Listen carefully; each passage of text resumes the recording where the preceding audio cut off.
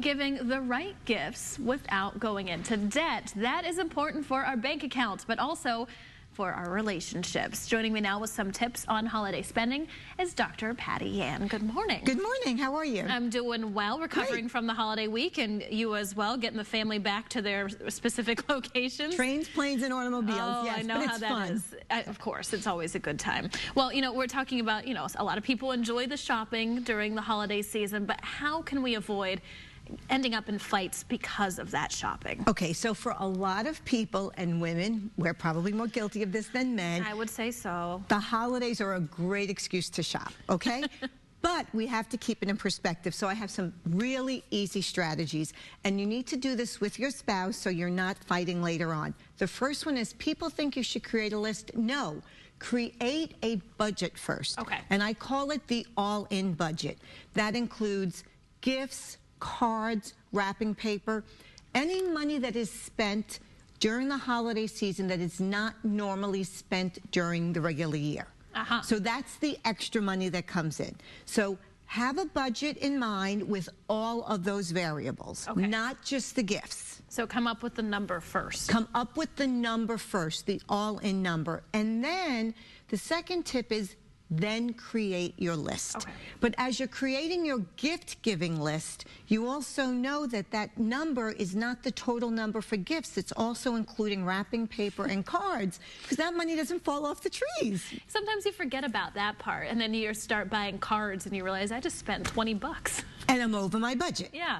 To the point. So, so have your list with everybody. Again, an all-in list. The teachers, the coaches, the mailman, the garbage man, anyone that you want to show that you're thinking about them during the holiday season because they mean something special to you or your family.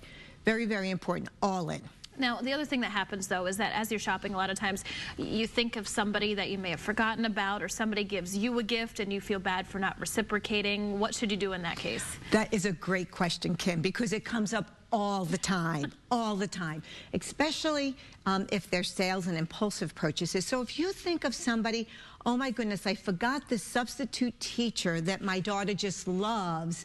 If you really feel inclined to share something with them during the holiday, I would suggest that you make something. You either send them an old-fashioned letter. People love that. Or you bake cookies or bake brownies and give that as a token of your appreciation. And people really appreciate that because you're giving them probably the most precious commodity you have, which is your time. And people appreciate that. They know that it takes time to do. And really, a lot of times it is the thought, the fact that you thought of them and not necessarily the material gift that you're giving them. Exactly. Exactly. And then the last thing is, people love to make impulsive purchases, and the marketers know this. They know exactly where to put the items that will get you to just, purchase it. So what I suggest is, no matter what's on sale, it can be 75% off. It will only cost you $5. It will be perfect for Aunt Susie. It's got her written all over it. Don't buy it, because the $5, the $10 adds up. And just have a little bit of self-discipline. It's so hard to pass up the good deal when it's 75% off, but if that's what's breaking your budget, not worth it. And it might be 75% off. You might have saved $80, but you just spent $5 that you weren't spending, so you're really down $5. That's the part that's hard to remember. Sorry. Thank you, Dr. Patty, and we appreciate your tips, as always, coming in this morning. You're welcome. We'll be back with more news and weather right after this. Get Sleepy's